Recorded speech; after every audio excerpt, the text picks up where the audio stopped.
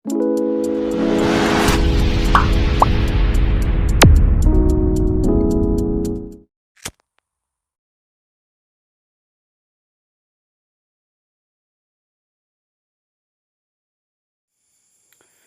लोगोफोर गिबियावनो नोंथांमोन गासैखौबो गोदान मोनसे भिडिअ बरायनाय जाबाय स' लोगोफोर रिसेन्टलि आसाम गभर्नमेन्टआ 1 लाख भेकेन्सिनि सोमोन्दै बाथ्रा बुंदोंमोन आरो बे बबे डिपार्टमेन्टआव बे 1 लाख साख्रि ओंखारदों बे डिपार्टमेन्टखौ आं बुंनो नागिरदों बेनिफ्राय बबे डिपार्टमेन्टआव बेसेबां भेकेन्सि दङ स' बे गासैबो इनफरमेशनखौ नैबे भिडिअनि गेजेरजों मोन्थिनो हागोन स' नोंथांमोना भिडिअखौ स्किप खालामालाबासिनो मोजाङै नायनो नाजादो स' दा बेवहाय नोंथांमोना नुनो मोनबाय गिबियाव बेवहाय लेबार एन्ड वेलफेयार डिपार्टमेन्ट बेवहाय गासै पस्टआ दङ थामहिनबा भेकेन्सि खालि जानानै दङ 54 बेनिफ्राय सेकेन्डआव दङ एनिमेल हासबेन्ड्रि एन्ड भेटेनारि डिपार्टमेन्टआव गासै 7118 भेकेन्सि जानानै दङ लांदां जायगा जानानै दङ फिसारि डिपार्टमेन्टआव गासै 168 पन्चायत एन्ड रुरेल डेभेलपमेन्ट डिपार्टमेन्टआव गासै 2137 जेनेरेल एडमिनिस्ट्रेशन डिपार्टमेन्टआव गासै 830 पाब्लिक वर्क्स डिपार्टमेन्टआव गासै 1027 सयल कनजारभेशन डिपार्टमेन्टआव गासै 526 बेनिफ्राय दङ स्पर्ट्स एन्ड youth welfare डिपार्टमेन्टआव गासै 696 बेनिफ्राय इडुकेशन डिपार्टमेन्टआव गासै दङ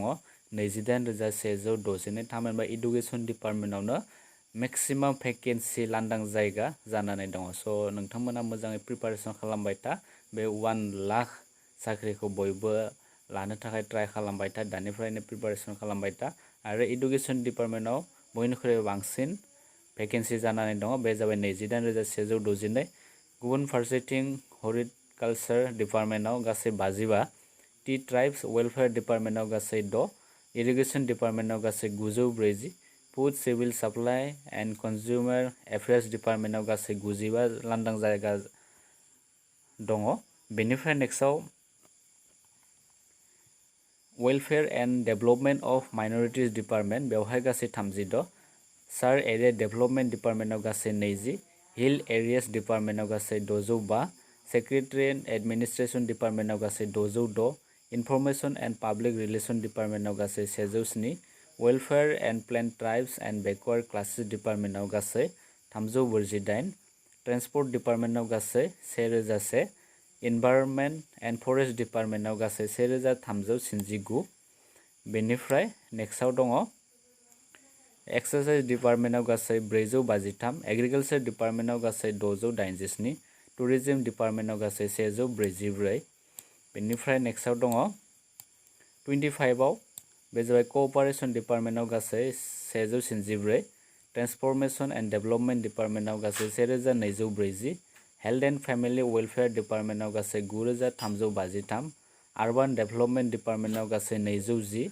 पेन्सन एन्ड पाब्लिक ग्रिभेनेन्स डिपार्टमेन्टआव गासै 2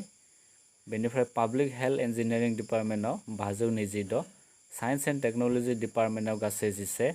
प्रिन्टिं एन्ड स्टेशनारि डिपार्टमेन्टआव गासै 68 कालचारेल एफेयार्स डिपार्टमेन्टआव गासै 561 जार्जिकेल डिपार्टमेन्टआव गासै 498 बेनिफ्राय नेक्स्टआव दङ रेभिनिउ एन्ड डिजास्टार मेनेजमेन्ट डिपार्टमेन्टआव गासै 965 लेजिस्लेटिभ डिपार्टमेन्टआव गासै 452 handloom and textile and sericulture डिपार्टमेन्टआव गासै 334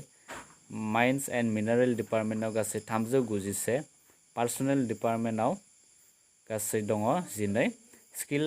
एमप्लयमेन्ट एन्ड एन्टारप्रेनियरशिप डिपार्टमेन्टआव गासै 539 पावार डिपार्टमेन्टआव गासै 5769 बेनिफ्राय गुवाहाटी डेभेलपमेन्ट डिपार्टमेन्टआव गासै 22 दङ ससियेल वेलफेयार डिपार्टमेन्टआव गासै 470 दङ होम एन्ड पलिटिकेल डिपार्टमेन्टआव दङ 18096 बेवहायबो गोबां दङ वाटार रिसोर्स डिपार्टमेन्टआव गासै 187 पाब्लिक वार्क डिपार्टमेन्टआव 1963 फाइनेन्स डिपार्टमेन्टआव दङ 922 बर्डार प्रटेक्शन एन्ड डेभेलपमेन्ट डिपार्टमेन्टआव दङ 98 एन्ड 10 नाम्बार अफ बेटेलियन बेवहाय गासै 10,000 लांदां जायगाफोर दङ स' गासै लोगो नांनानै बे 49 डिपार्टमेन्टजों लोगो नांनानै गासै 1,43,000 बेबायदि लांदां जायगा पस्ट खालि जानानै दङ स' गोसो गुदुं जायफोर साख्रि नागिरबाय थादों बिथांमोना बे लांदां जायगा जानानै थानाय 1 लाख पस्टखौ जाहाथे दानिफ्रायनो प्रिपेयार खालामनानै बेखौ लानो नाजायो।